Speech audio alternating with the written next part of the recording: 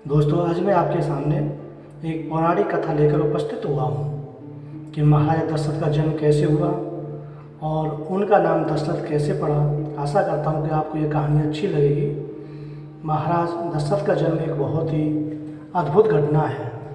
पौराणिक धर्म ग्रंथों के आधार पर बताया जाता है कि एक बार राजा अज दोपहर की वंदना कर रहे थे। उस समय लंकापति रावण उनसे युद्ध करने के लिए आया और दूर से उनकी वंदना करना देख रहा था। राजा आज ने भगवान शिव की वंदना की और जल आगे अर्पित करने की जगह पीछे फेंक दिया। यह देखकर रावण को बड़ा आश्चर्य हुआ और वह युद्ध करने से पहले राजा अज के सामने पहुंचा तथा पूछने लगा कि हमेशा वंदना करने के पश्चात जल का अभिषेक आगे किया जाता है, ना कि पीछे।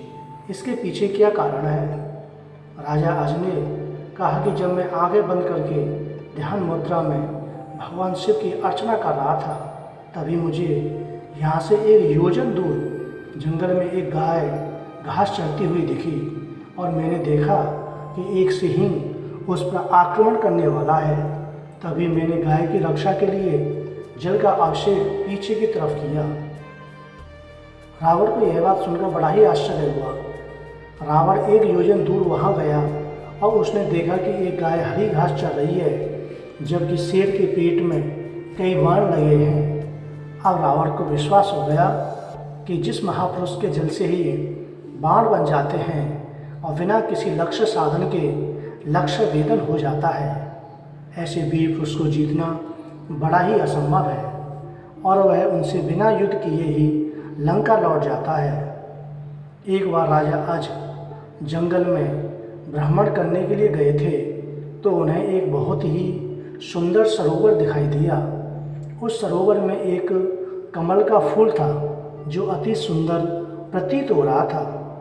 उस कमल को प्राप्त करने के लिए राजा अज सरोवर में चले गए, किंतु यह क्या, राजा अज जितना भी उस कमल के पास जाते वह कमल उनसे उतना ही दूर हो जाता और राजा आज उस कमल को नहीं पकड़ पाया। अंततः आकाशवाणी हुई कि हे राजन, आप निसंतान हैं, आप इस कमल के योग्य नहीं हैं। इस भविष्यवाणी ने राजा आज के हृदय में एक भयंकर घात किया।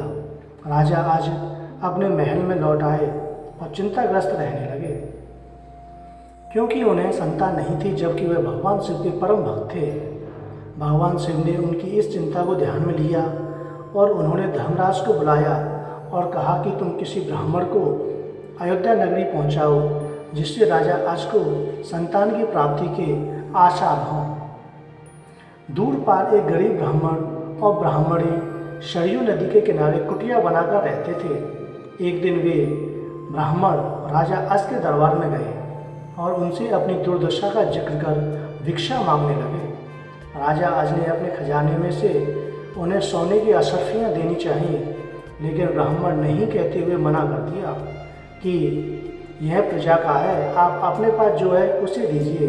तब राजा अज ने अपने गले का हार उतारा और ब्राह्मण को देने लगे, किंतु ब्राह्मण ने मना कर दिया कि यह भी प्रजा की ही संपत्ति है।